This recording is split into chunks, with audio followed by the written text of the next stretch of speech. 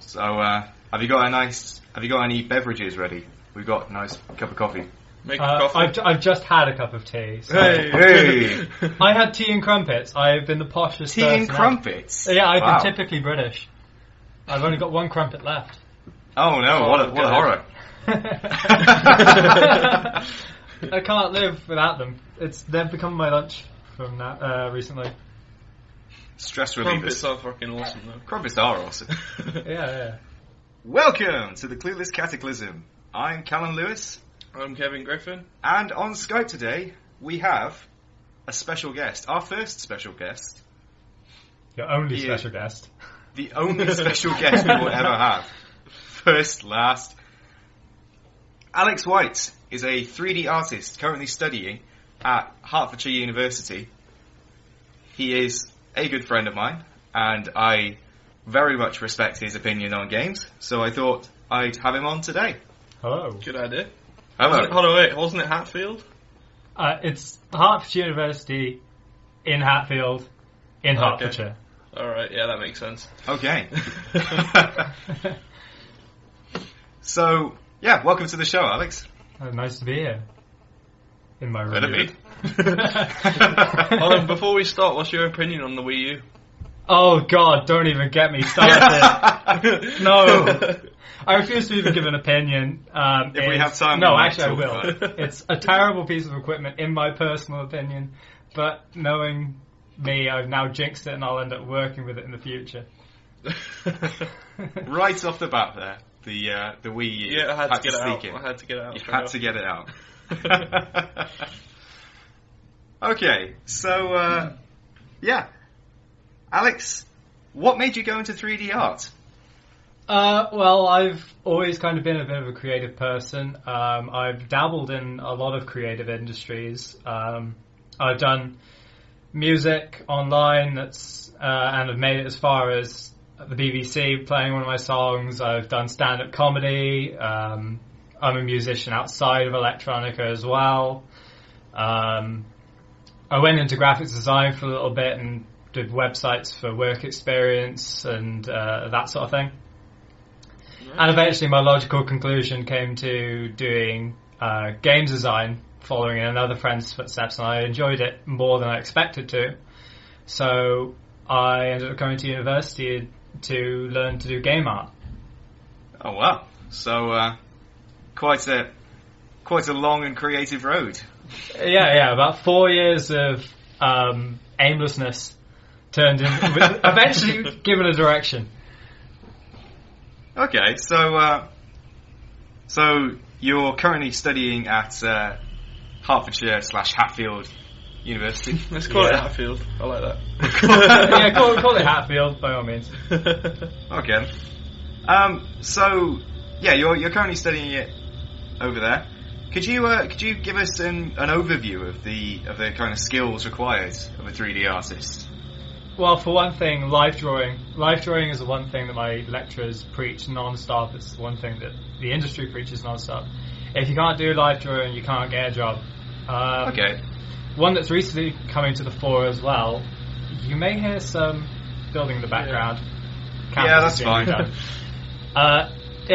Photography is really coming into the foreground at the moment as well, because with visual effects you're using a lot of photographic elements, and then you're layering them into the background constantly, which is a process called matte painting. So you've got one photo, and then behind that another one. It's like Photoshop, but on moving plates. So these images are moving in such a way that they always look correct to the camera, but in real, if you were to see it in 3D, you'd see that they're actually rotating to fit the perspective. And are they used as placeholders, or are they in the final? Oh no, they're in the final. If you watch Life of Pi, some of the shots of that boat that's sinking at the start, spoilers for everyone. Some of that boat is just photographs. Wow. Yeah. Go on. I can't remember if it was Frame Store or Double Negative. There's loads of VFX companies that are just like at the back of my mind now. If you go through all these VFX websites, they've got their show reels, and I'll show you the breakdowns. which is the process of which they made them. All the car adverts you ever see where they're driving along a mountain range and there's one road going around in precarious angles, all that VFX, those mountains don't even exist.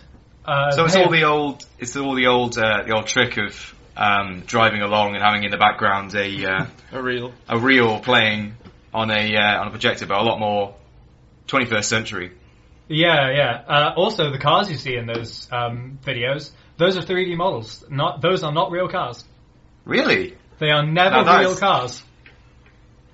Now I'm a big car fan, and I assumed that they were the real deal. So that is actually quite shocking to me. Yep. You dislike it more or less? No, it makes me respect. It makes me respect the 3D artists a lot more, I suppose. Yeah. It's amazing. When I came to university and I found this out, I was just like, whoa. Your world is a lie. Audi A5s. If you search Audi A5 3D, there's loads of them because a lot of them were made for adverts. All those Gucci watches that you see on TV as well, all 3D. My lecturer made some of them. So do you know the reason why that is? Would that be just because they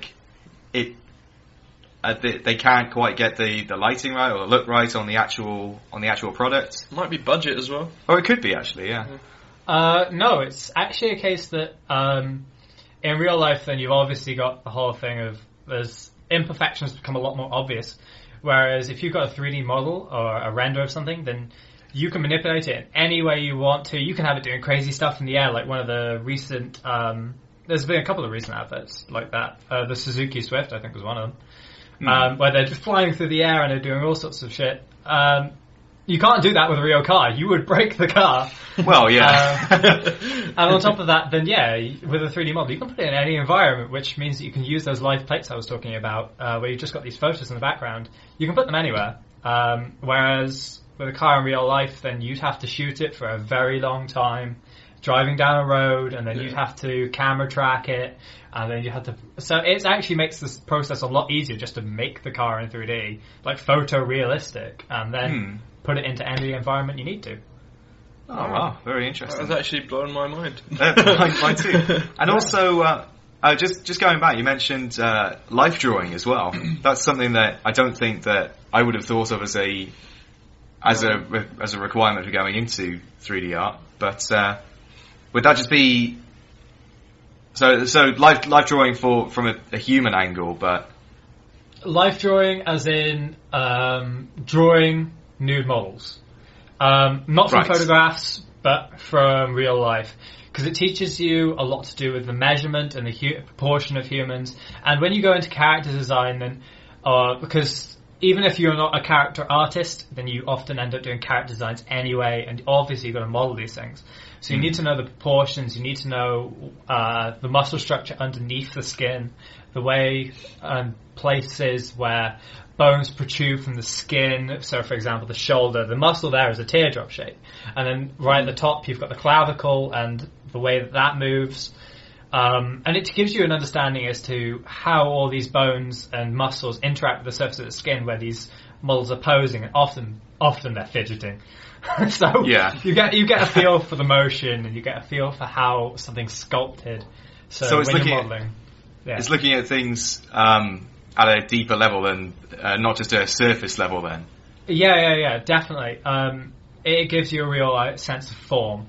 Form and proportion, mostly, yeah. And also it means that you're never embarrassed to be naked around another person, or be around a naked person. Which is also a good skill for life. Yes, it is. You go to New Rally, I'm there. New Rallies all the time.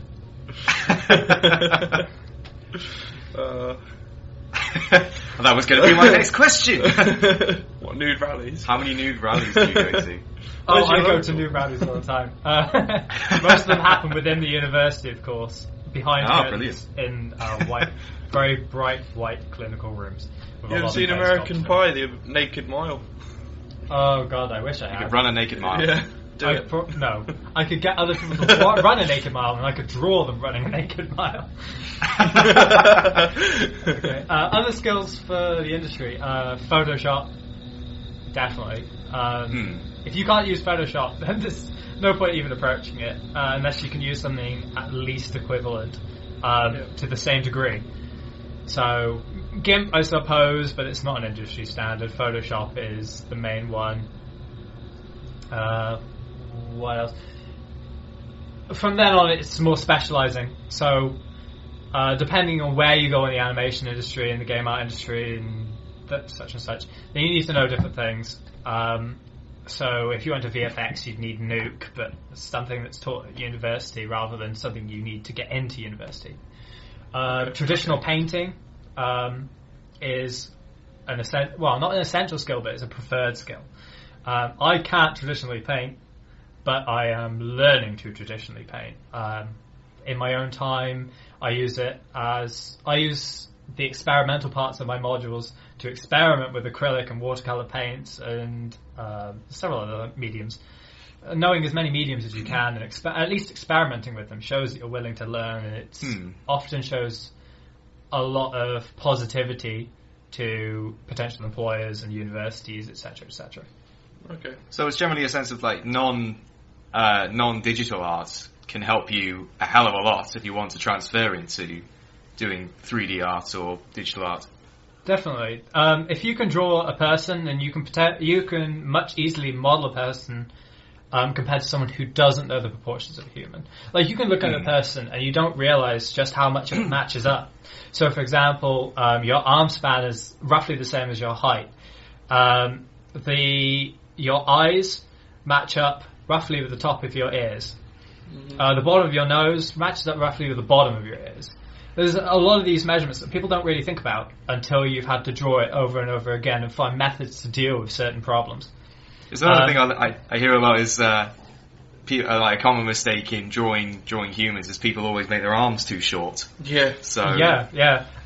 If you were to stand upright, then and just let your arms hang, you notice that they actually come down well past your waist. They actually come almost halfway down your thighs sometimes. So it's people don't realize. They think, oh, it comes to you about your hips or your waist because that's where they have their hands in their pockets, and they just assume because that's how they naturally sit or walk around. That's where their hand should be, when it's really not. Yeah. And traditional painting, of course, gives you a good sense for color palettes, and it all kind of builds up one on top of the other, and eventually is transferred into digital skills.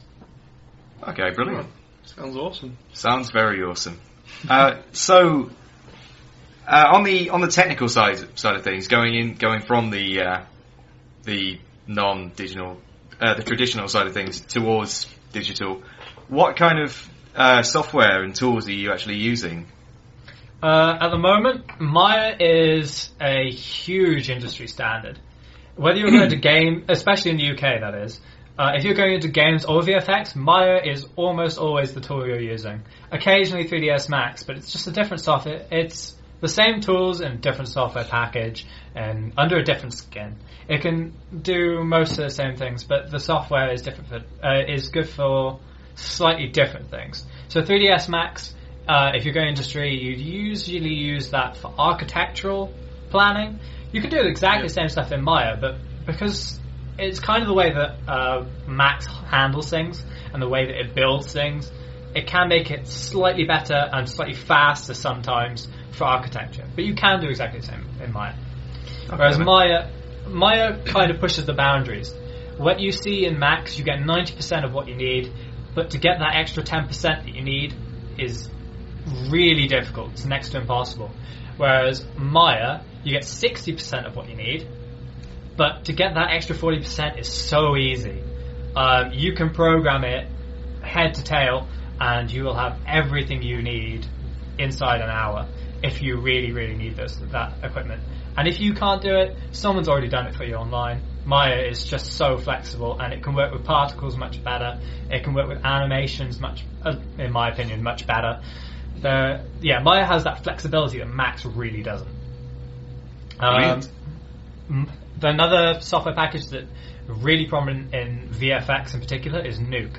It's an industry standard compositing program, which basically those life plates I was mentioning, it allows you to alter those life plates in real time. So when you render an image in Maya, which is basically giving you your film, You take it into Nuke, and then it can select these live plates, and it can select different elements of your screen, and then you can alter them individually. So if you say the contrast isn't quite right, or the brightness isn't quite right on another bit, then you can alter those levels individually.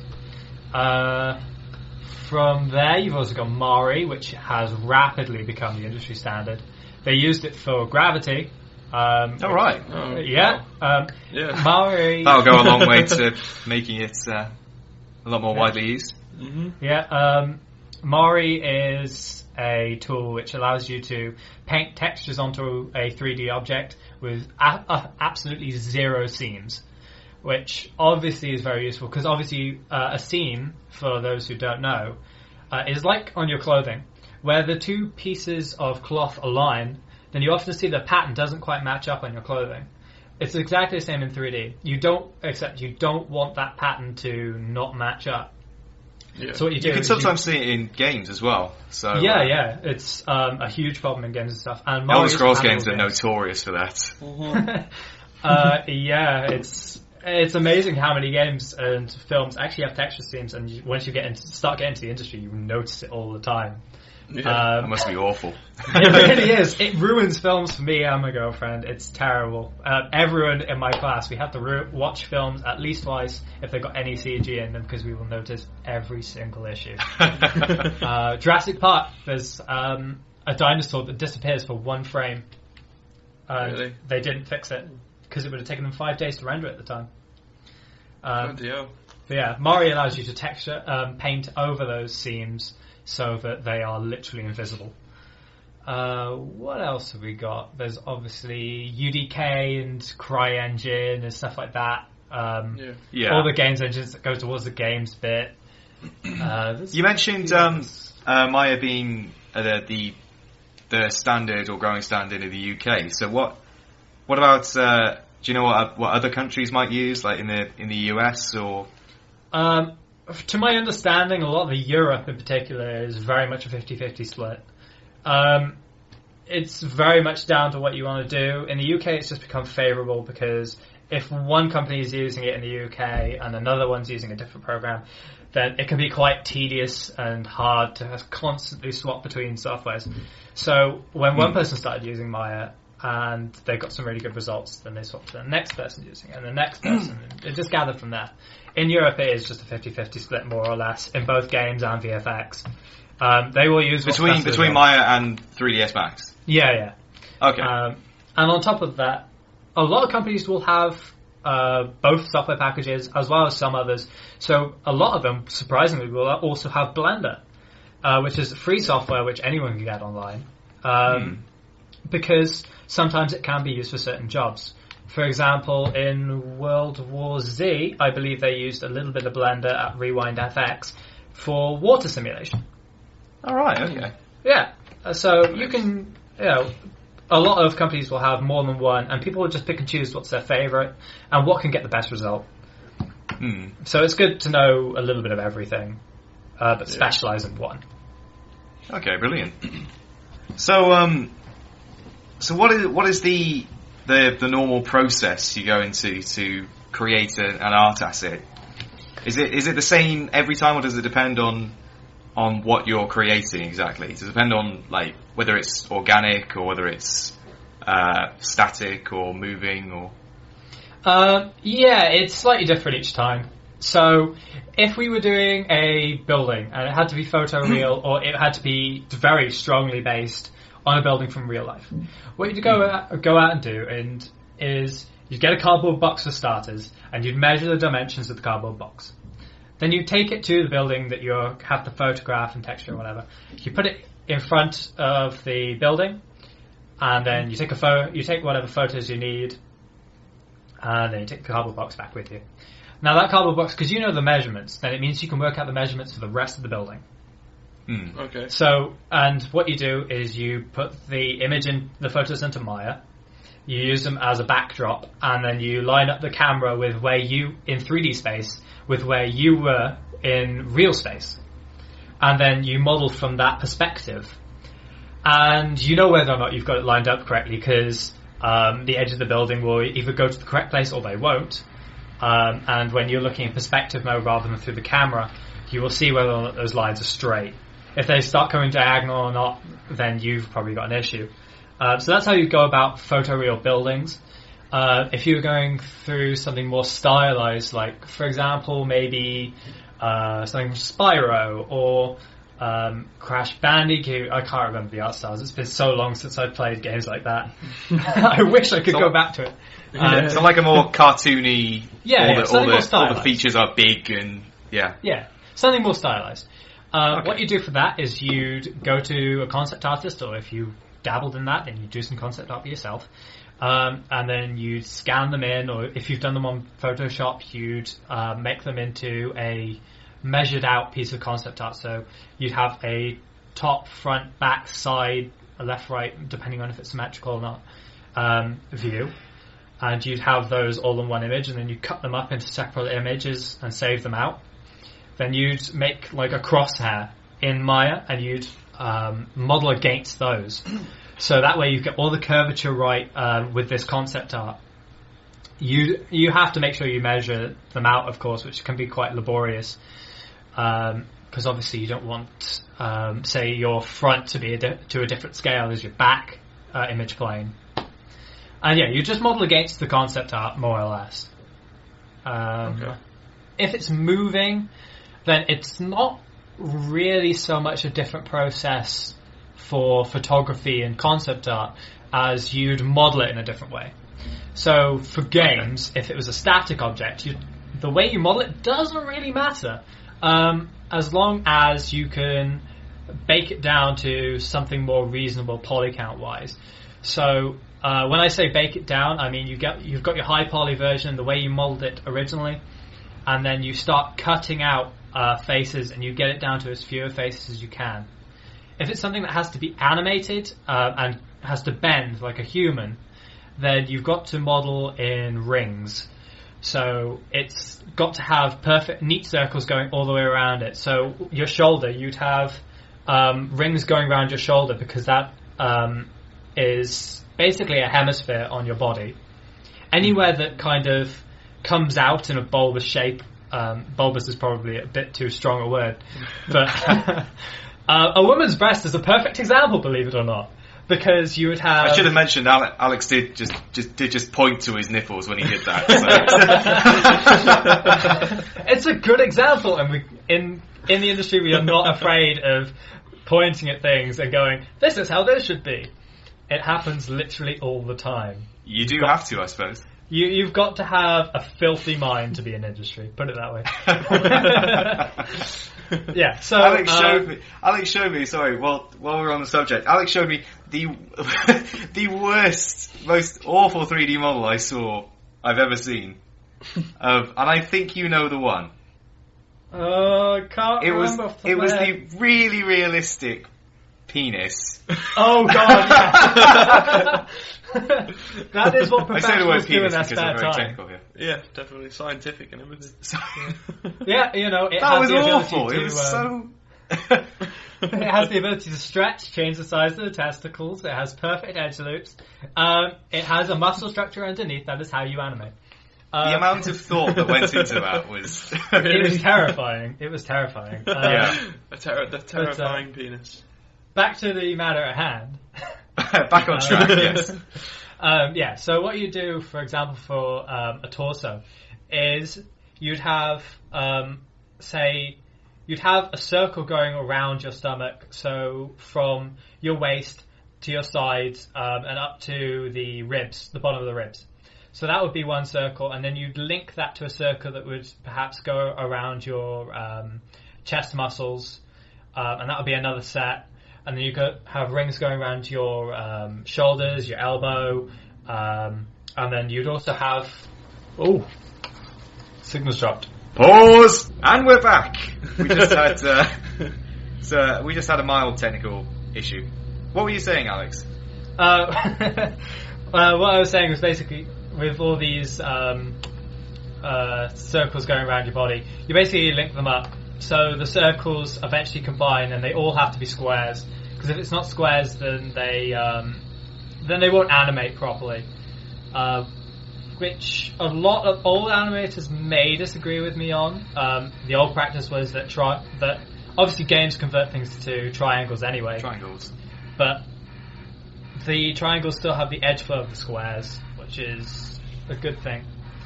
Whereas old games designers, they used to work in tries because they used to work in a different system to what we do nowadays.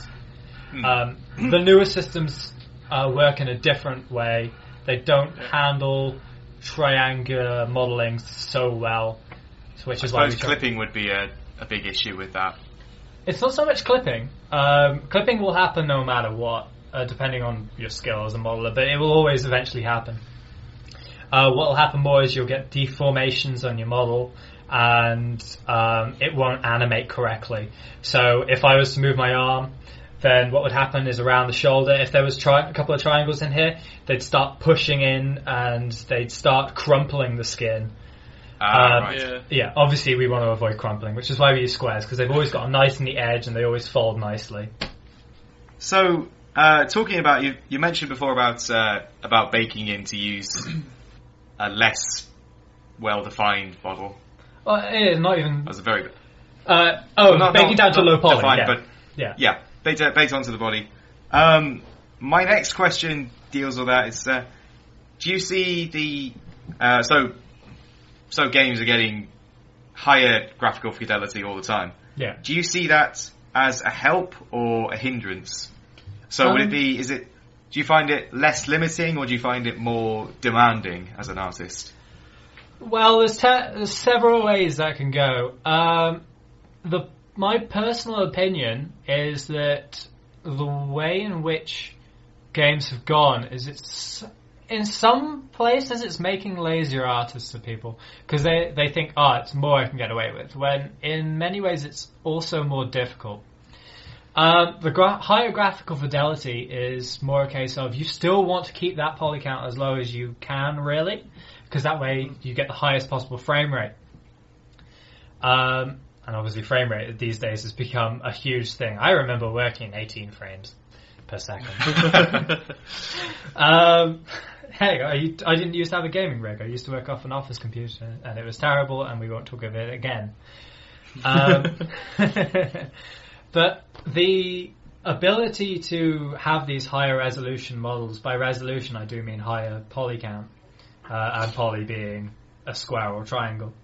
It does mean you can have smoother models because there is some allowance to push the resolution up. But with the graphical quality increasing, it's not so much the modeling that has to change, it's more the texturing side of things. So all the images that you see on top of all the models. Obviously as the fidelity gets higher, then you need to be able to display a higher resolution images, or you can work with higher resolution images if you so wish to. So if we take a game like Battlefield 4, since it's brand new, I've seen some of the work on it, and I personally think that the graphical quality is higher, as you would expect from a brand new game that's working for a brand new generation.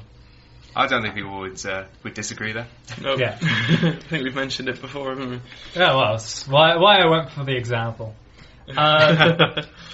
So all the environment is going to have a higher graphical quality to it. The texture is going to be higher, and we now have, as this quality of images gets higher, then we can also start using stuff like displacement maps. Briefly, a bump map is what it does is it makes the skin or an object look like it's got pock marks and bumps in it, but doesn't affect the model.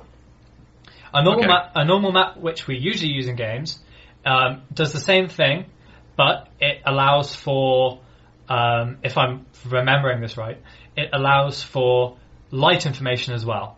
So if you've got a couple of lights in a scene, it will take those into account as well, and it will calculate it a little bit more accurately.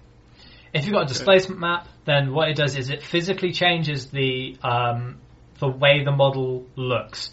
So if you've modeled the skin flat and you then put a displacement map on it to have pores and scars, it will physically change the shape of the model to accommodate that. and it will actually make you geometry from an image to have a scar running down your cheek or whatever.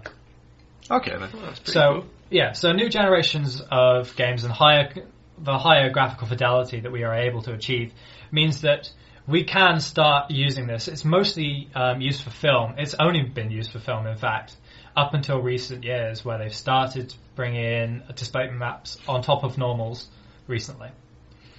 So it's more that's where this strive is going. The push for higher graphical quality. It's more in the images because those are what people notice more. Right. Yeah. You mentioned that it seems that people were getting lazy with it, though? Yeah, because there's this ability to get higher resolution models, and then the game's engine can still handle it, or the film can still handle it. Then they think that some people seem to be thinking that they can get away with that, when it's just not necessarily true. It can ruin performance, and what they're doing is the topology is not perfect. It means that they are getting lazy on stuff that's behind the camera. So maybe the mesh is too high resolution for the animations that are going on it, which could actually make their job much harder. If you do it the right first time, then it can actually make things a lot easier. But some people don't seem to be realizing this. What else? There's some games I've noticed I kind of don't want to slag them off, but at the same time I do. Where texture quality is going down the pan because they think that, oh, you know what, it's a good franchise and we've got so much of a good reputation that we can just keep going. When it's really not like that. Especially when you see, when other people from other companies look at it and they will go, this is wrong, this is wrong, this is wrong. And it sets a really bad benchmark for students as well, such as myself. Okay. So, optimization would be a big issue with that as well, then. Optimization definitely is key. Optimization in the sense of for animating, optimization in the sense of running smoothly within the game, and optimization within the case of it's just got to be a good looking model, otherwise it's not going to sell or achieve what the game's designer, the guy at the head of the company, is trying to achieve. Okay then. Sorted. That is it. That's games industry in a nutshell. We're done. Yep. We're done. We don't need any more progress. We found the answer. So, final question. What advice would you give to someone who wants to get into 3D art? Just a beginner that's just looking into either getting into the industry or just who wants to expand their skills as a 3D artist? What I would personally say, without getting distracted by the crane that suddenly moved in outside my window. Seriously, there's just a massive crane outside my window.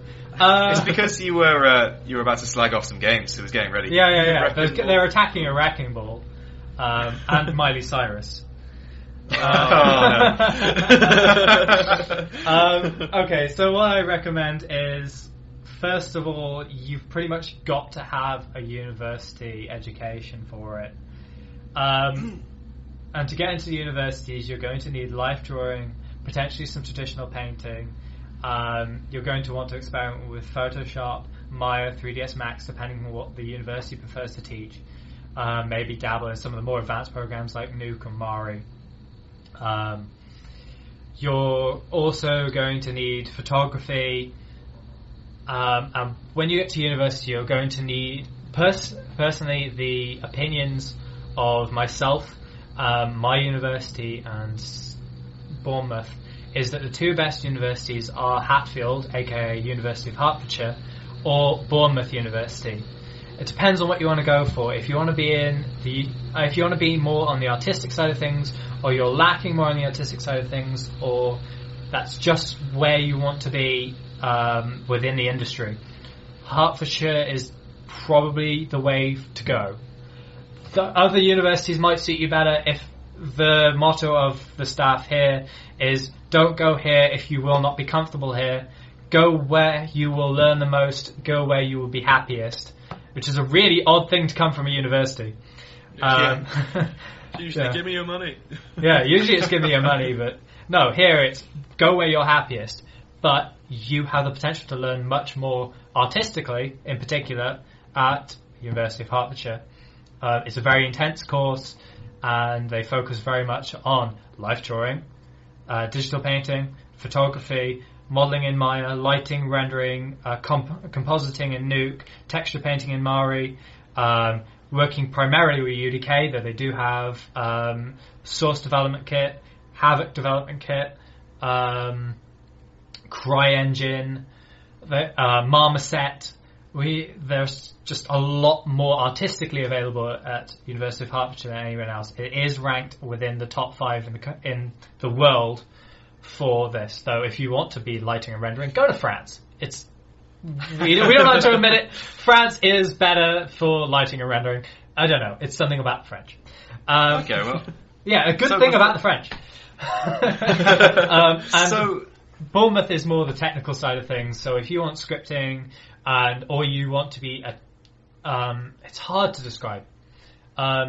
If you want to be more into coding Maya and being able to manipulate Maya in that sort of way, and special effects and particle effects, stuff like that, then you're more likely to want to go towards Bournemouth. Okay then. So, but before deciding on a university course for it,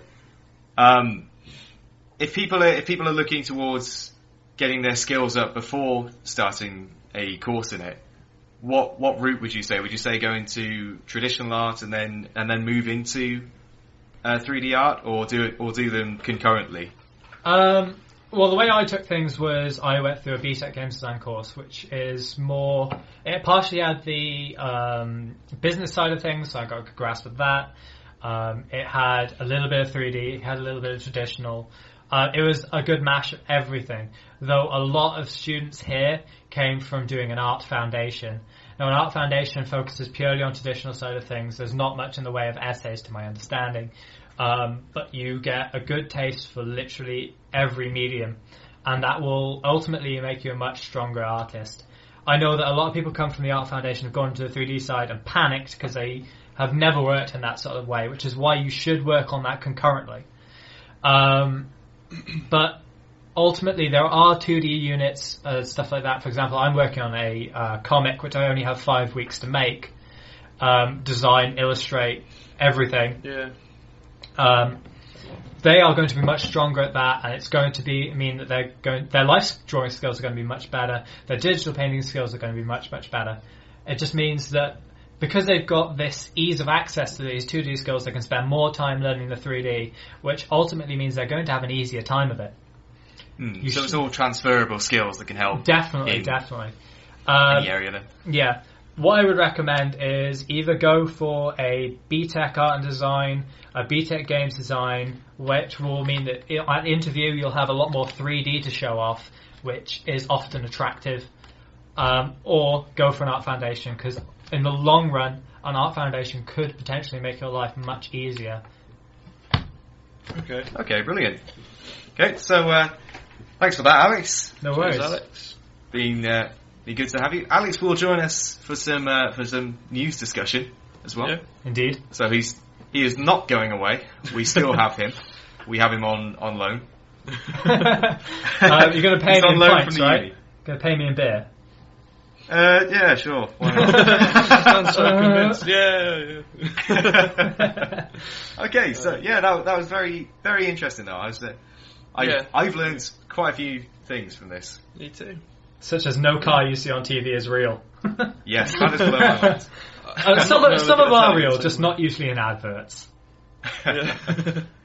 And hopefully now, I can teach you a few things. I'm the clueless one. Kevin is the clueless one. Okay, so in the news this week, in the gaming news this week, that is, the UK Office of Fair Trading has laid out regulations for in-game purchases on free-to-play games, particularly free-to-play app games. Yeah. Haven't they already had that? They had not. No, they didn't. Okay. They hadn't, but the app stores themselves had laid out regulations for it, as far as I know. Okay. Yeah. There are there are gambling regulations that apply to free-to-play games, but but nothing specific towards this kind of in-app purchases, as far as I know, before now. I remember reading about this. This was where they're now trying to enforce where free-to-play have in-game transactions, isn't it? And they're trying to protect, for example, kids buying objects that are in-game transactions through use of parental credit cards, etc. Yeah, they're trying to work towards saving that. Yeah, so it's aimed a lot more towards children who may not be aware of how much things cost on free-to-play games. Okay. So there's a lot of stories that you hear about people who've given their iPads to their kids and they've run up a credit card bill of about $200. I've read. Yeah, run about. I hear a lot of that about Simpsons Tap Out. Talking of free-play games, actually, I remember reading something very recently to do with the Rovio and the fact that the NSA and GCHQ... We will get onto that. Ah, okay. So, hold that thought. We will get onto it in a second. Okay.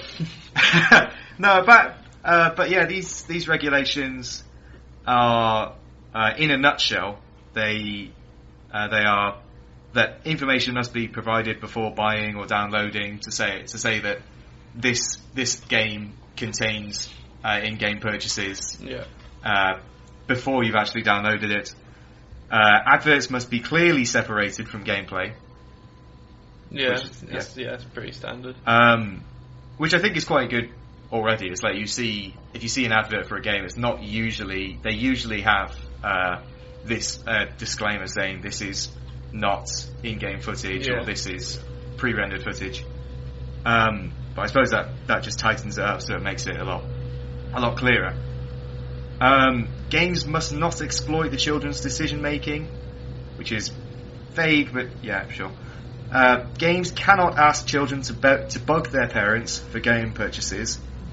Has there only been games that's done that, or there are a few ones that do aim towards children, and then they ask their children, ask your parents for this. That will stop. So finally, in-game payments must be authorised by the account holder. So you can't have it automatically linked to your credit or debit card, so that if you just press buy so many coins or gems or whatever, it will automatically do it. It has to be authorised. Okay.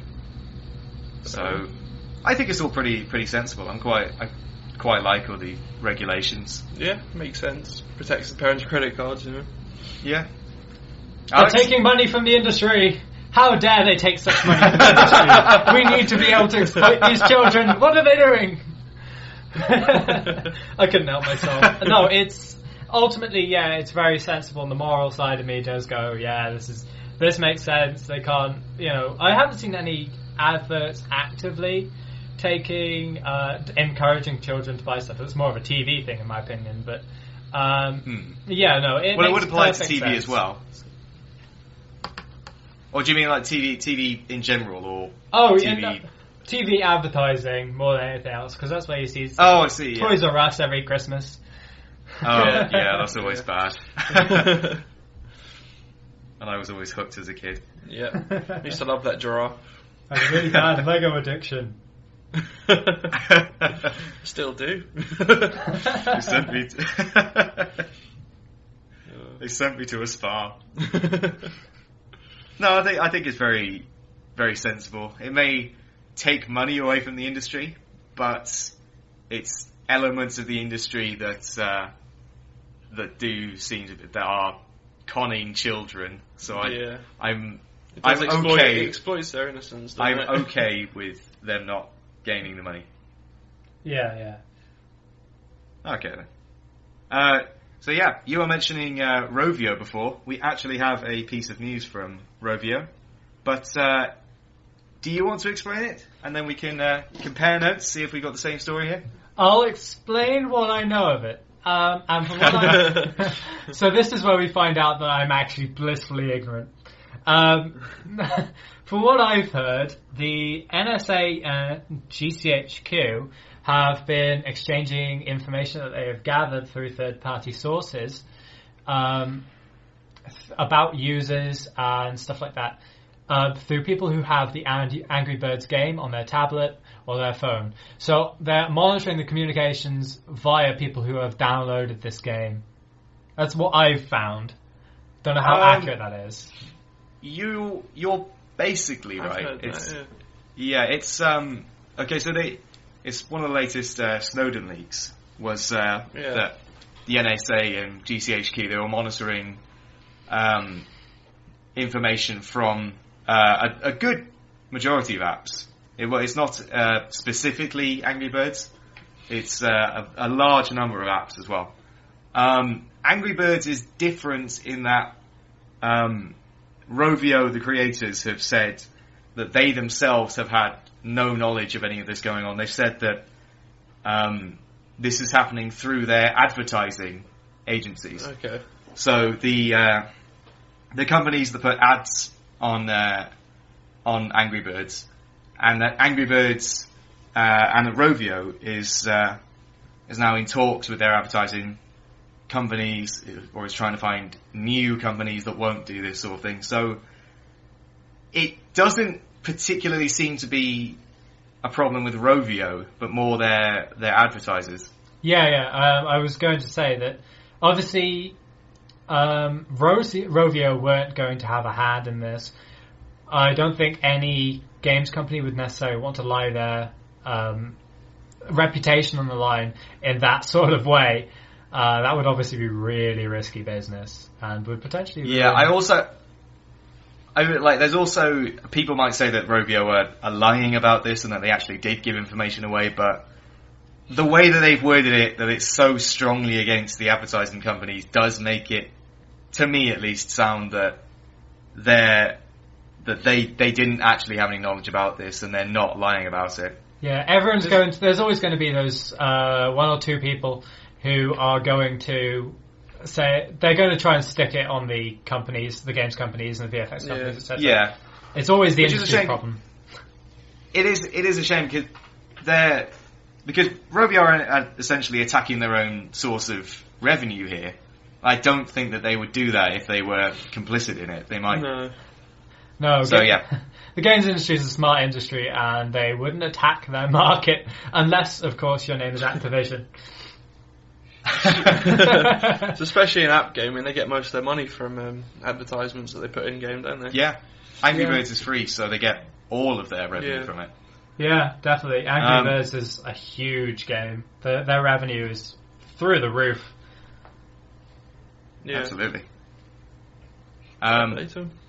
Fair play. Throwing birds at towers and they make millionaires out of it. That's awesome. It's basically just tower no, it's tower attack. Yeah. Yeah. I don't know. But with marketability. Yeah. And birds. So yeah, that's the first part of the story. The second part of this is that in retaliation for this, Rovio had their website hacked for it was only for less than an hour apparently. Yeah, I remember this. And their logo was changed to where it read Angry Birds. It read spying birds. Oh right, yeah. And it had an image of the NSA as a background type thing. It was the Angry Birds. They all had NSA logos stamped on their heads. Yeah. Okay. So it does seem that a lot of people are pinning the blame on Rovio rather than their advertisers. Yeah, it was always going to happen. It was always going to happen. Like it kind of they are the most visible elements of this story.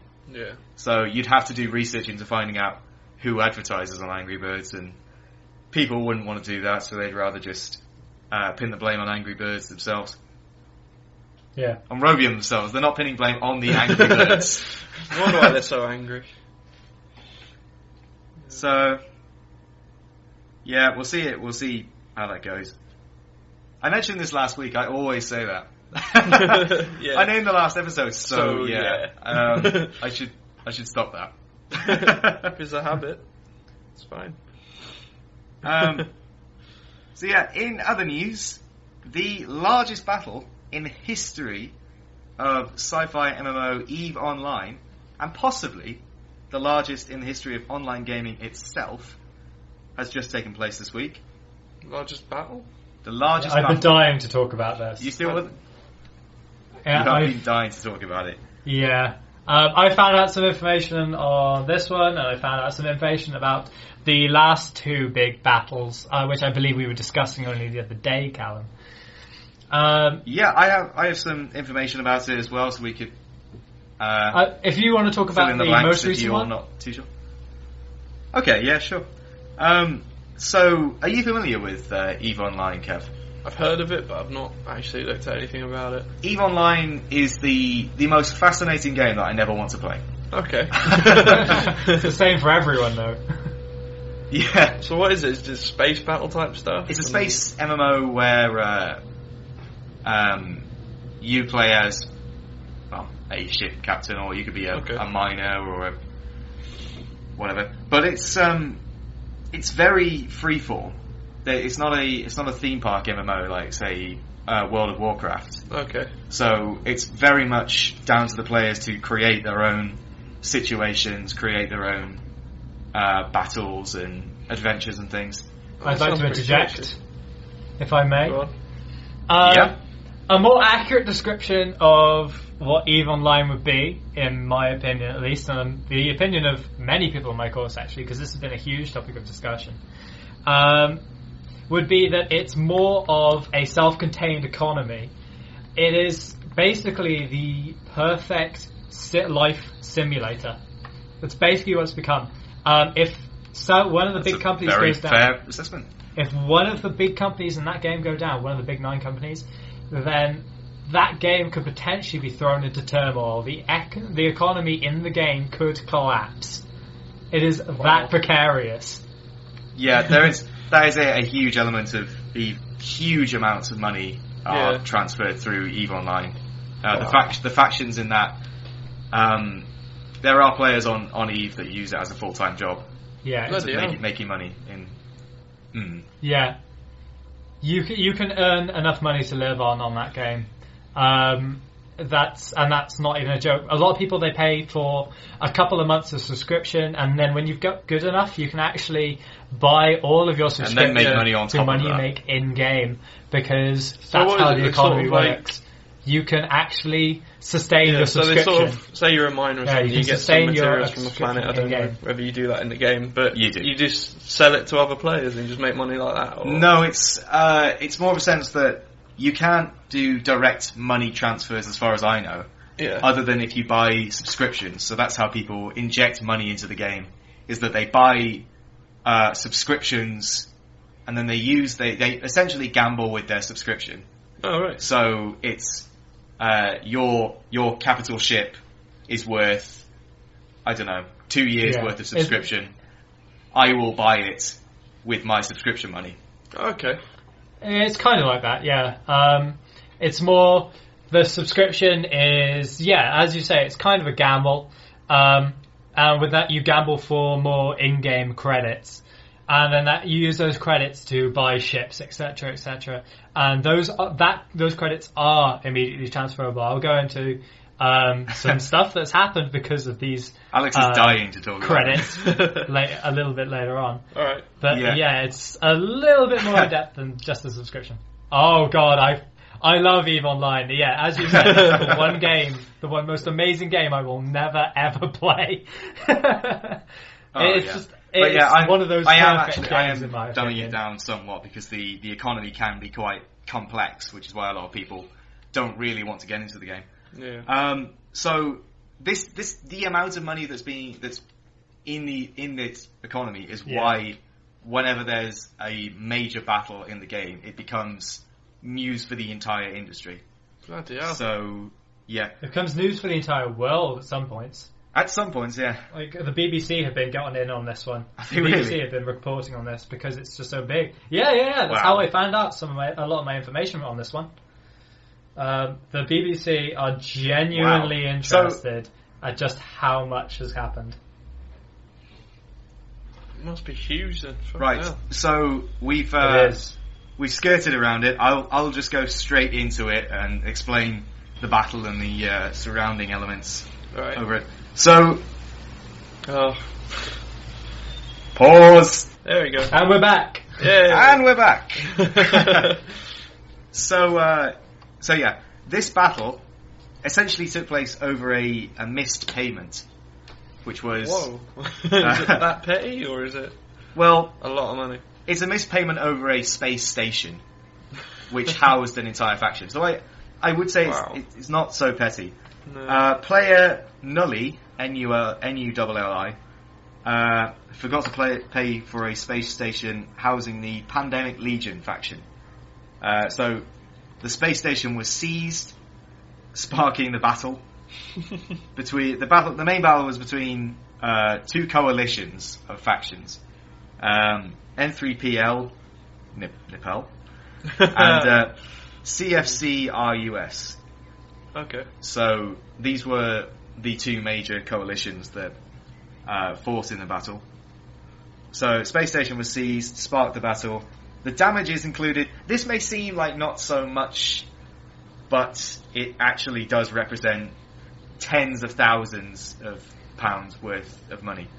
The damages included 60 Titan ships, which are the largest class of ship in the game. Okay, I'm expecting them to be quite expensive then. Your information's outdated. My information is outdated. Your Was it informa- more than 60? Yeah, it's actually outdated. Was it more than 60? Yep, it's actually. Yep, it was 102. 102? Wow. That's what I found. 102. Wow. Which is freaking ridiculous. Wow. It must have been an epic battle. Well, yeah, bear in mind that this, but every one of these Titan ships represents hundreds of hours of, because people, they're so large and expensive, both in game time and in money. They got so immersed in it as well. Yeah, but people, with the very rare exception, I think a couple of millionaires have bought one on their own, but no one buys a Titan on their own, no matter how high a level player they are. Yeah. So these do represent the work of hundreds of players per ship. Oh. Yeah. Yeah. Wow. They are thousands of man hours to buy and months of man hours in order just to learn to fly them. Yeah. Oh my So god. They are that important. complex. Yeah. N3PL, unless I am outdated again, suffered the most damages. So they essentially lost. I don't know about that one. Really? Yeah, I couldn't find names. I just found statistics on the overall losses. What I was seeing when it was back down to 60 Titans was N3PL lost 40 and CFCRUS lost 20. So that's quite a significant difference. So we'll have to update this in time. Yeah, I can't give you exact numbers. The Titans were more what I was focused on. I know that, it was after 21 hours of fighting Yeah. that the one side finally called a retreat, which is ridiculous. That's insane. I think that was N3PL. 21 hours of constant fighting. I think it was N3PL. And the overall estimations for how much money has been lost in this fight. This was something that Are you ready for this, Gav? I don't know if I am, but go on. $500,000. Oh my god. The Jesus Christ. So this is real life an money. incredibly huge amount. Yeah. And this is beyond all the Titans, there were thousands of other ships involved in this battle. Yeah. Literally thousands of other ships. There were millions of That other must ships. have looked Millions. epic though. I'm not sure Yeah, it's millions, I'd say, because there were... Yeah, the drones. Oh, I suppose so, yeah. Thousands of other players. Okay. Yeah. Millions of other ships. There are a lot... Bear in mind that each player can control drones. So There are pictures online of it, and it's... you see the pictures and you think, oh, that's not a lot of ships, and those are just the Titans and the capital ships, and there are a few hundred of those scattered the around. drones. Yeah. And then people zoom in and zoom in, and you see, the drones. yeah, Do you know what? I'm quite happy my laptop's not capable of playing a game like that. you could you could be a millionaire. I could be. You could also not. I probably won't be, but it's fine. Yeah, so the battle was... Yeah, what people have to... The sheer... Sorry. One last point. The sheer server load of this battle caused the developers to reduce game time to 10% of its normal speed. Wow. Well, at least they kept it up. They didn't crash at all, did Oh, they? yeah, the battle did not crash, That's really surprisingly. good. Yeah, they were saying that the servers were genuinely sweating at this one, and they reduced it. The servers act on an automatic thing, so depending on how much traffic, the servers will automatically account for it, and they will have to monitor those levels very carefully. Yeah. But yeah, they did slow it down to its slowest setting, which is something like 1 minute is 1 hour. Whoa. So they are calculating all the actions within an hour in order to get every movement in the correct order.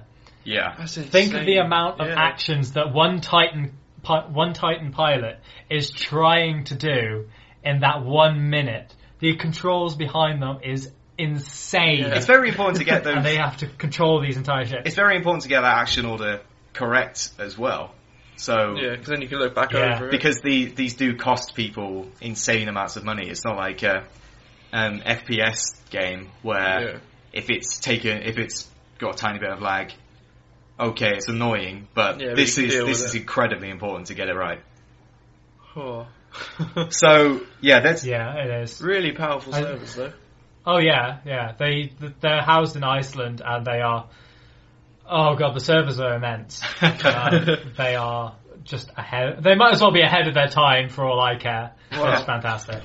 fair play to anyone who is maintaining those. But yeah, this is the latest and largest battle. But this has come after a couple of other major engagements that have gone over the last 12 or so months.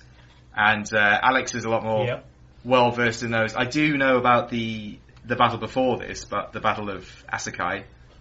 But I think your knowledge is a bit more in depth than mine. Yeah, I'm not very good on names, but the details of the battle itself I am far more knowledgeable on. So the one that I believe came immediately previous to this, within the past 12 to 18 months, what had happened was a Titan had warped into someone else's space. Now, I'm not sure on the details in that. I believe it was someone who was new to flying Titans and had received a distress signal from this system. So they warped in order to respond to the distress signal. And the story I've heard, obviously, Callum, I know that you've heard a slightly different version, was that when this Titan warped in, obviously this guy who set off the signal was kind of messing around a bit and trying to cause trouble. But what I'd heard was the faction that owns the system immediately jumped to battle stations or destroyed the Titan. It's a sitting target. It shouldn't be in our airspace anyway. Yeah. So they go to fight that. The Titan then sends out a distress signal, alerts his entire faction. They warp to the battle.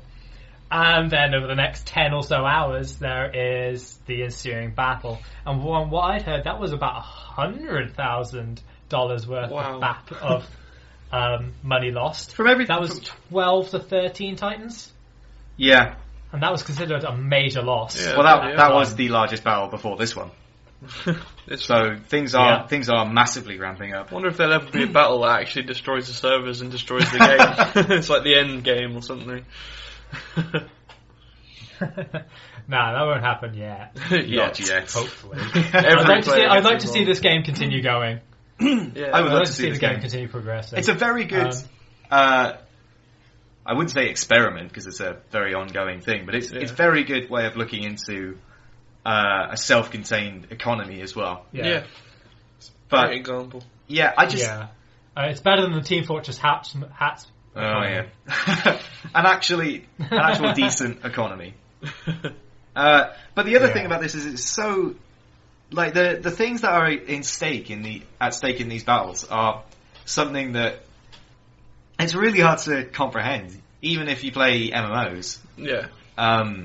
Just people's livelihoods are at Yeah, I stake can when imagine they they enter just spend their life playing it, like just because if they do make their money off it, and then they are getting destroyed. Imagine that. Yeah, which is why a lot of this information as well is it's a lot like war reporting. Yeah. And there are conflicting Really is. there are conflicting accounts because these factions, they do have rudimentary forms of propaganda that they release. Your faction needs you. You laugh, but this is the amount of money that's exchanging hands. People do want to keep control of what's being said and how the reputation of their faction is going. That's insane. Yeah, he's not kidding. There was another incident before the one we just mentioned. Before I think this the one ones may have on been a us. couple of years back now.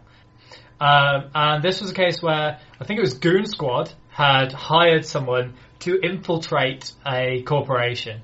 Corporations are the name for these factions. They are huge conglomerates of players.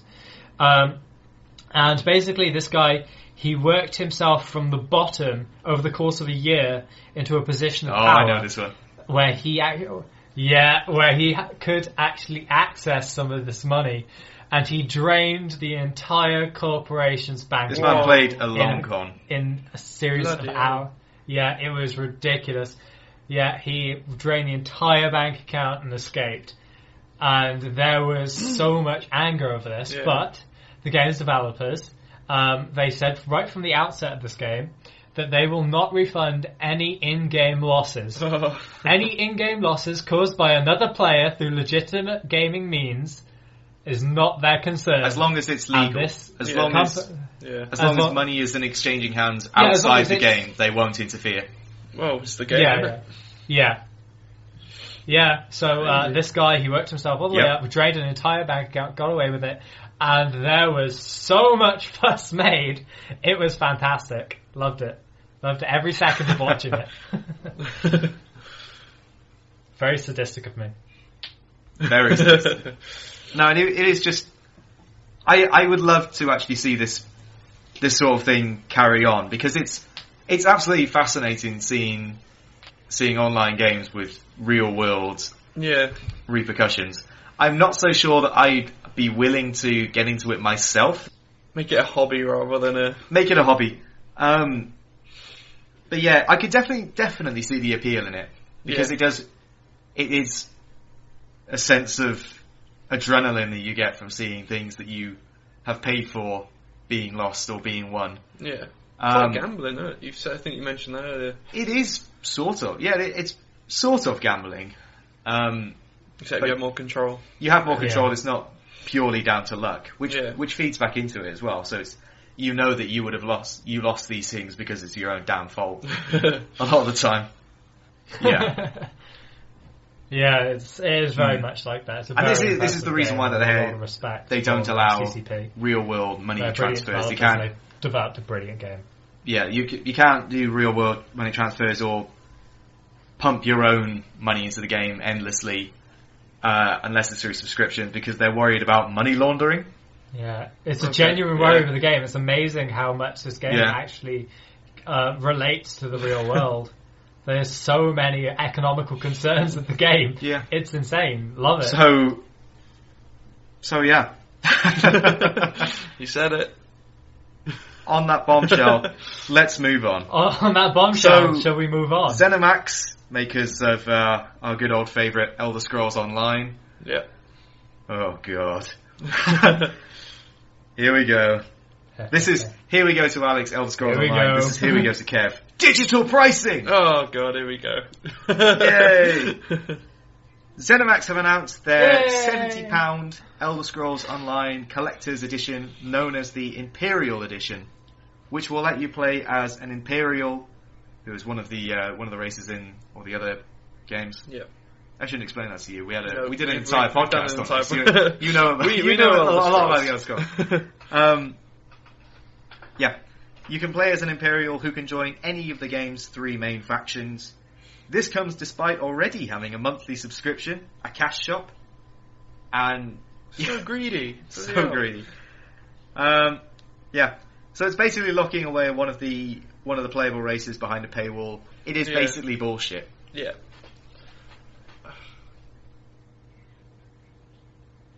Yeah. Who wants? I would gladly pay £20 to play It's really as weird a because bog standard. they human. locked off the That makes Imperial in the total first sense. place because they didn't want people to be to just be playing humans all the time and Yeah. just have like a Tamriel that's full of just Imperials because people want to play as humans.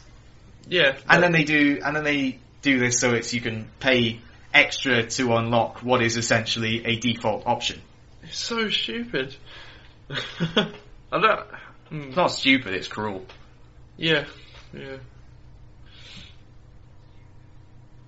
It is, it's the opposite of EVE Online.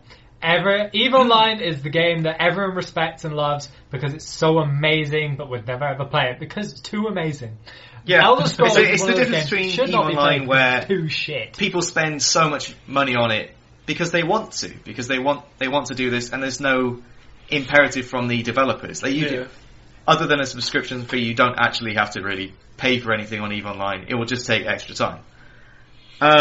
But with this, you have to pay for the game, then you have a subscription, then you have a cash shop.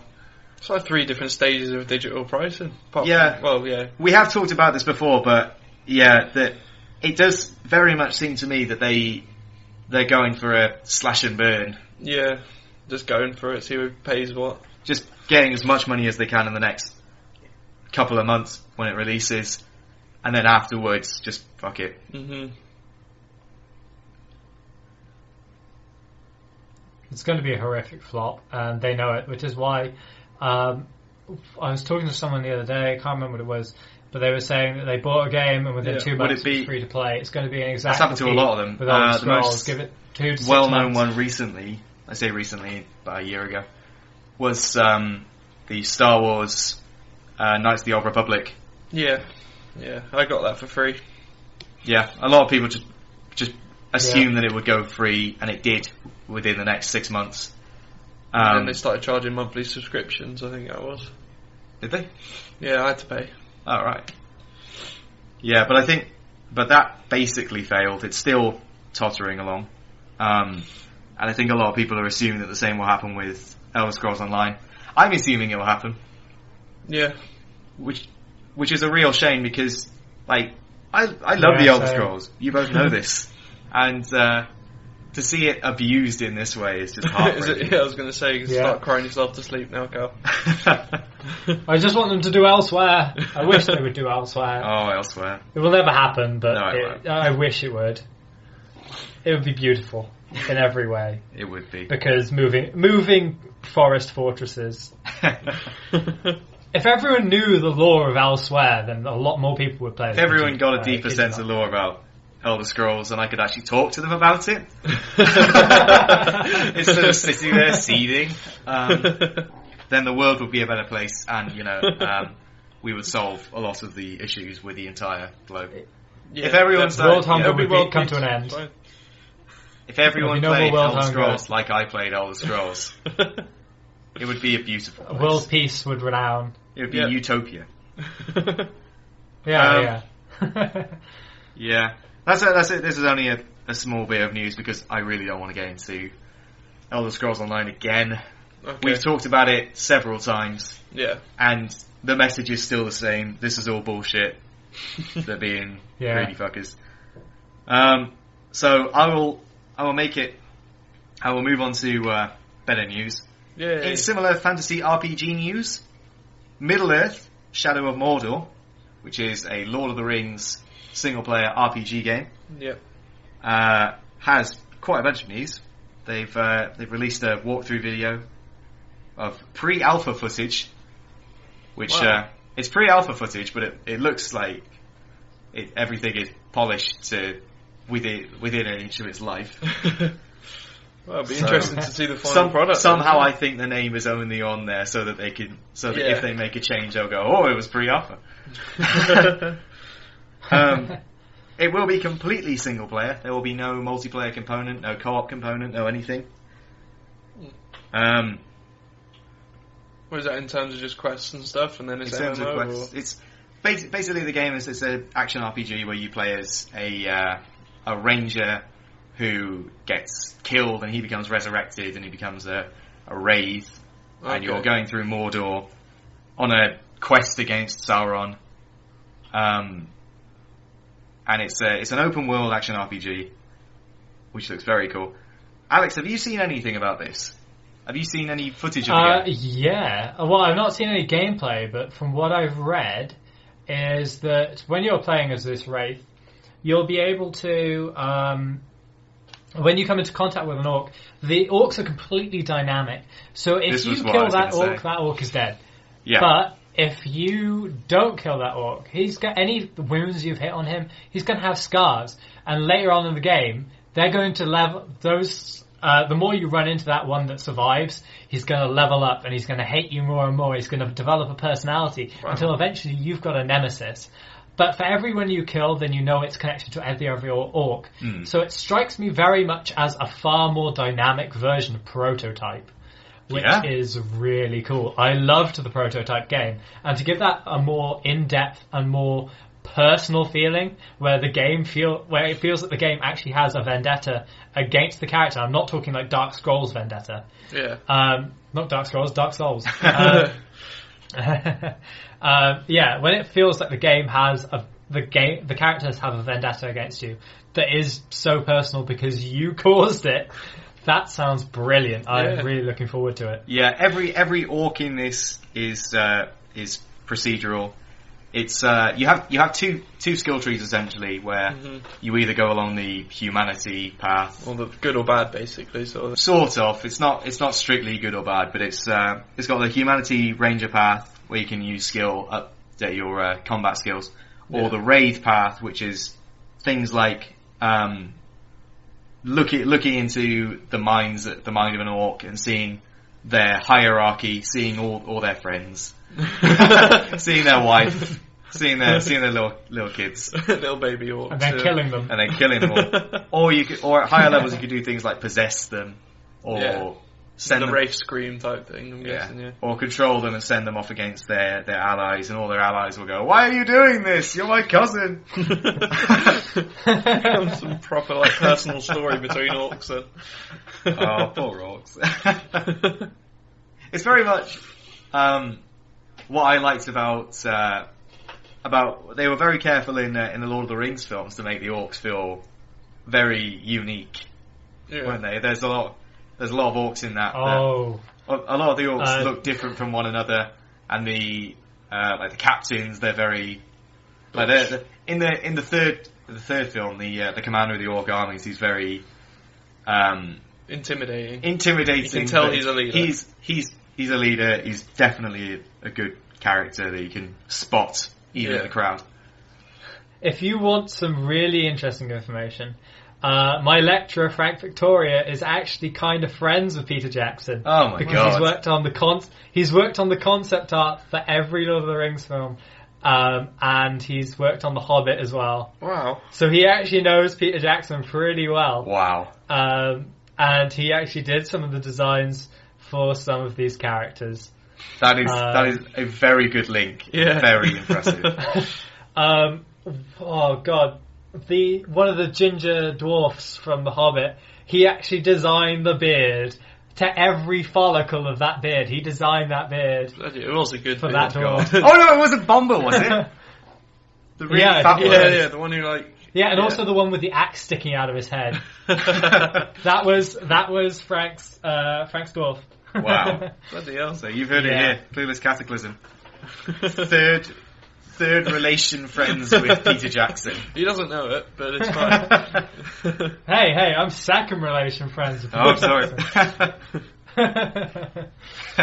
So yeah, Shadow of Mordor is looking very interesting. I thought this would be very much both mine and Alex's street, because it looks somewhat similar to Dark Souls.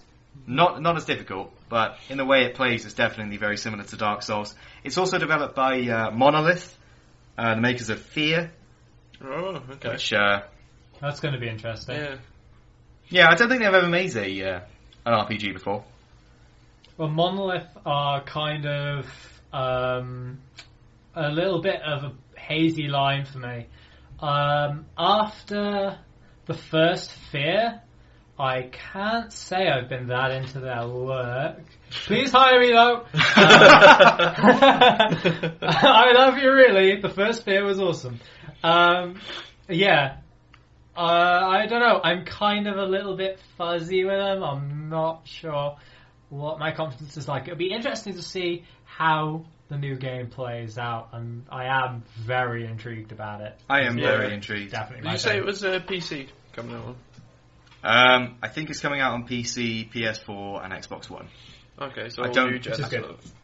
Yeah, I don't think there's any current or past gen Okay. releases, but it's very much a next gen title. Yeah. Other news about it. We're very interested. So is Ubisoft. Oh. Ubisoft is very interested in this game for one reason. After their walkthrough video came out, an ex-developer of Ubisoft started an interesting conversation on Twitter. He said he started it off by saying, "Interesting. It has a parkour system or climbing system where you can climb on through up orc fortresses and everything. Yeah. In the video, you're climbing a tower and a load of scaffolding. So I know where this is going. yeah, this ex-developer who had worked on Assassin's Creed, he said he sparked this conversation. He said, "Interesting climbing mechanic. Ooh. Looks very familiar." Okay. And people were asking him what did he mean by that? It turned out that he'd spent so long working on Assassin's Creed 2 on the parkour and the climbing mechanics on that that he reckoned that he could recognise the exact animations in Wow. in Shadow of Mordor and say that they definitely copied it from Assassin's Creed 2. See, now this is where I'm going to compete with that claim. I'm not saying that this is true. I'm saying that this is what he said. No. Yeah. I'm not disputing that's what he said. I'm going to dispute his claims. As someone who is an animation student, that sounds a little bit dubious. I'll be totally honest, because that would require someone moving from Ubisoft into whichever. I'm not sure which company it is who's actually doing the animation part of it, obviously. But that would require someone moving from one to the other, having physically stolen the animations. They could base their animations on Assassin's Creed, but the likelihood, I think, that they've stolen the animations is highly unlikely. Yeah. Bear in mind, how many different climbing motions can there be in a game that has a parkour system? Well, he said that he stared at it while he was making those same animations for Assassin's Creed 2 for so many hours that he recognised a couple of frames where the character does a head tilt as he looks over the lift of a wall. I'm just going to laugh him out of the room now. Okay, but basically, something that we have to study as animation students is the fact that is the secondary movement of anyone who has to do anything. When you are walking, you have certain secondary movements. For example, head tilt. The way your hips actually both turn and tilt at the same time. The way that the arc of your foot as it comes out while you're walking, because it doesn't just go forward, it goes slightly outwards. There are a lot of secondary movements that go into a human body, and a couple of frames of head tilt does not verify, no matter how many hours he has spent staring at that game. I don't think that verifies stealing an animation. It sounds like one animator has maybe gotten a little bit cocky. Yeah, pretty much. Possibly, yeah. Sorry. Sorry to that guy, but, you know. Well, yeah, you are the expert on this. Ubisoft themselves haven't actually commented on it either way. The only other way that I can see them doing it is if Ubisoft, because this guy is an ex-developer.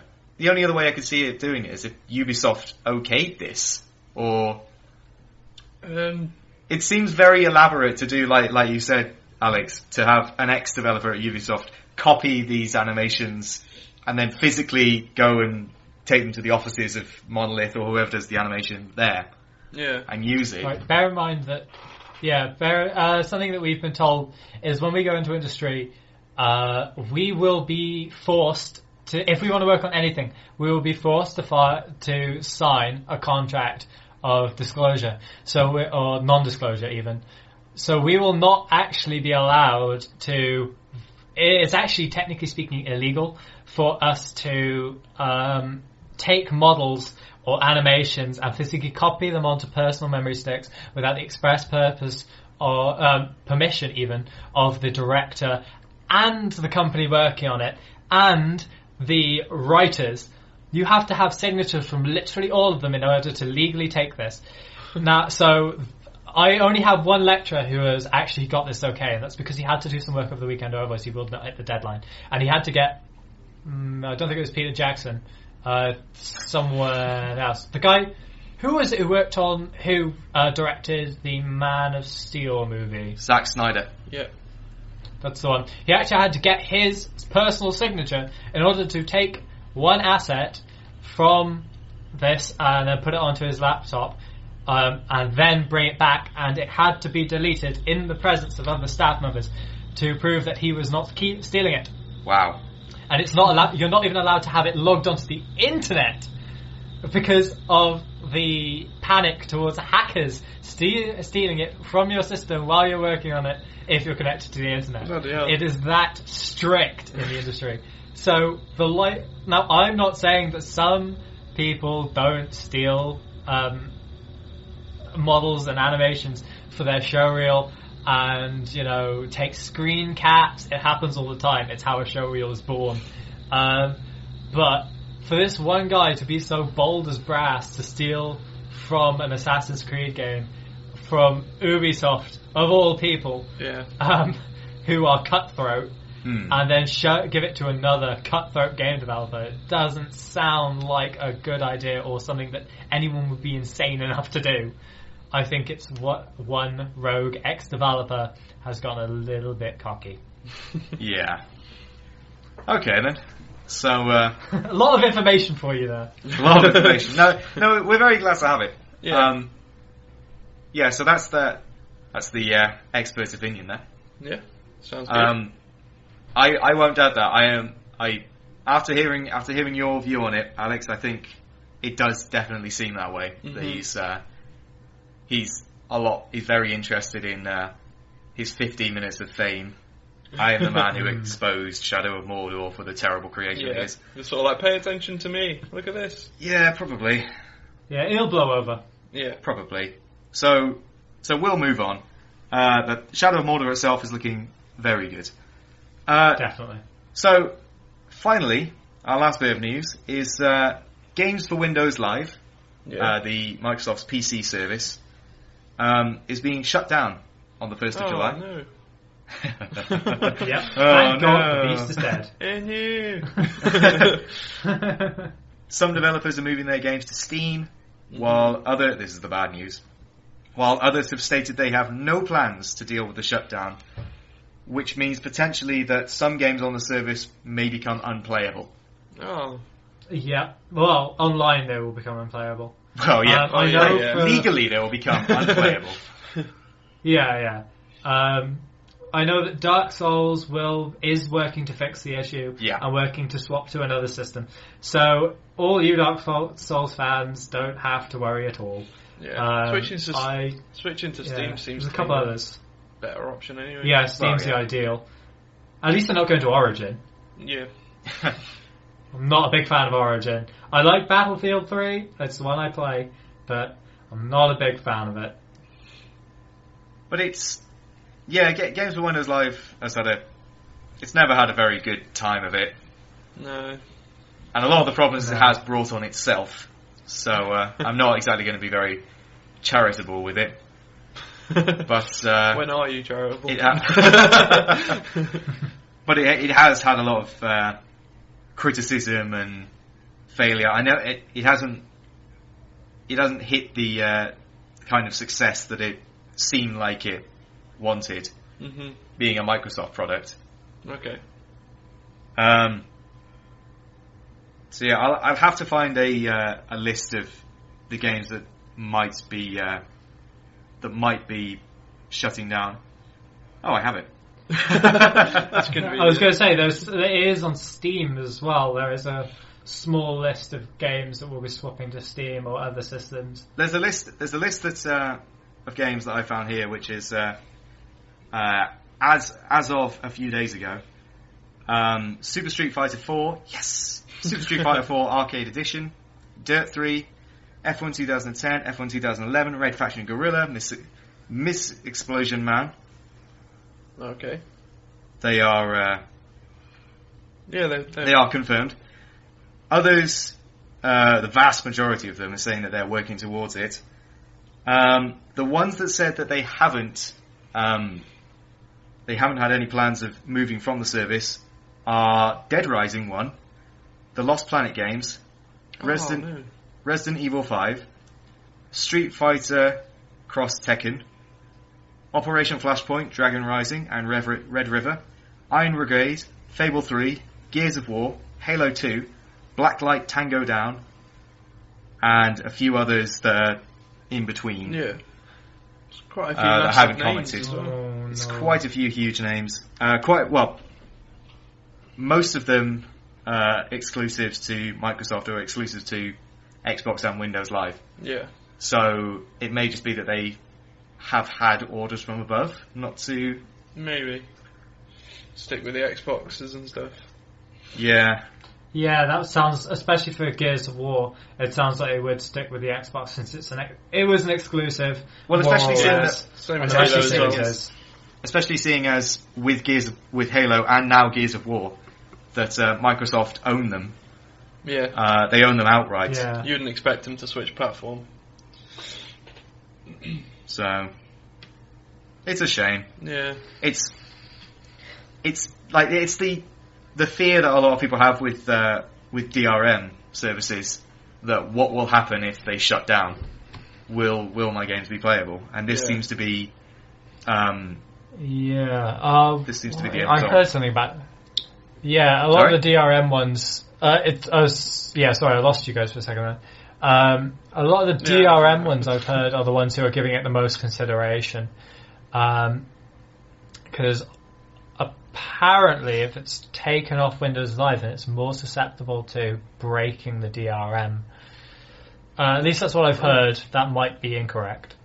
Right, so Okay. it'd be fundamentally tied towards the service then. So it might not be a case of orders from above and more technical issues that stop it. Okay. Yeah. The more the ones with DRM in particular seem to be more worried about losing their control over the titles to internet pirates. It'll always be an issue, but I think they're panicking far too much. If you switch to Steam, then what people forget is that Steam is like DRM, but you have got an unlimited number of DRMs as long as it's because it requires a log-on, which I think is ideally the way to go. Steam is this is where I fanboy over Valve. Steam is the way forward, and let's face it, it goes around the issue of DRM while meaning that nothing gets pirated. Yeah, It's the so ideal platform. it's a light form of DRM that doesn't harm the consumer as much. Exactly. Unless Steam and goes because- down. I don't think Yeah, Steam will right, go yeah. down Steam for will all go- No. Oh no. No. Or if it does, it will be a long time coming. Yeah. Yeah. Well, they're releasing the Steam box, aren't they? They are. We've talked about these before. I believe they're going to fail. But you're my I think they will as well. I agree. My main issue with them is that there are 13 of them, and none of them seem to have very much oversight from Valve. So they're far too expensive.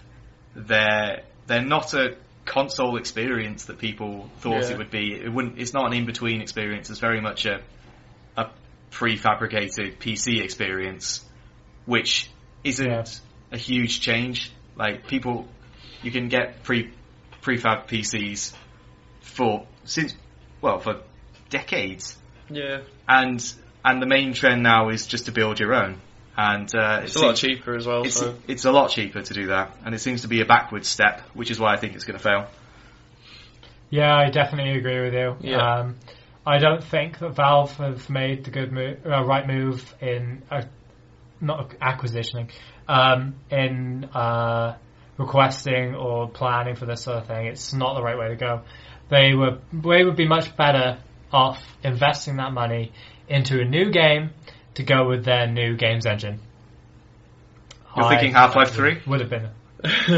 Half-Life 2 Part 3 is the rumor. I think they've confirmed that's been scrapped.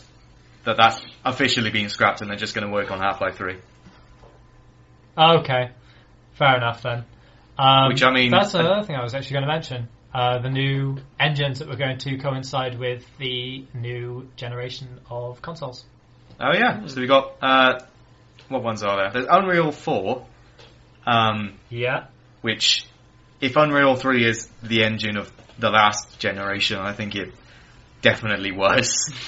Everyone used it. I think Unreal 4 is looking to be the engine of the next one. You may disagree, Alex, and I will probably be wrong. No, I totally agree. A lot of agreement going on today. That's good. Yeah, UDK4 is looking like a very similar workflow. This is obviously for more people interested in the development side of things. UDK4 is definitely looking like a similar workflow, but faster. I've not seen anything that I'm particularly upset about. One thing that they're particularly proud of at the moment is when you create a level in UDK, you've got to then bake all the lights in. So you've got your lights in a scene, but if you input certain geometry, it's then got to account for the way that the lights are then going to interact with the geometry in that particular space, in 3D space. So you bake the lighting, and that it goes, okay, this is how this will interact with this particular light and this particular light at this particular angle. They've managed to cut down compiling time for a level from 15 minutes to 30 seconds. Wow. Whoa. Yes, that is a huge percentage change. So basically, the issue that they've had with UDK, as amazing as a development kit it was that they'd go in, they'd add one item, or they'd change one item, or they'd change one light, and then they'd have to wait another 15 minutes for it to compile everything. Now it's 30 seconds. They're in the game, they can play it, they can wander around. Okay, this isn't quite right, come back out. Another 30 seconds later, they're back in, which is brilliant. And I'm looking forward. My university is keeping such a close eye on its release date because we are really interested in UDK4. UDK is where my university sits. UDK is God. Oh god. Yeah, UDK is God. CryEngine 4 as well. That's coming out, I think, within the next 12 months, potentially. CryEngine seems to be coming out all the time. Yeah, it's seen a lot of updates. Since CryEngine 3. Yeah, maybe that's because it's not as good as UDK. No, I won't say that. Yeah, CryEngine 4 will no longer be known as CryEngine 4. It will be known as CryEngine. It will be the CryEngine.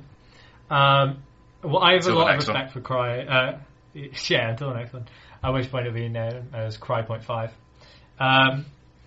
Because they don't want to do the one thing again.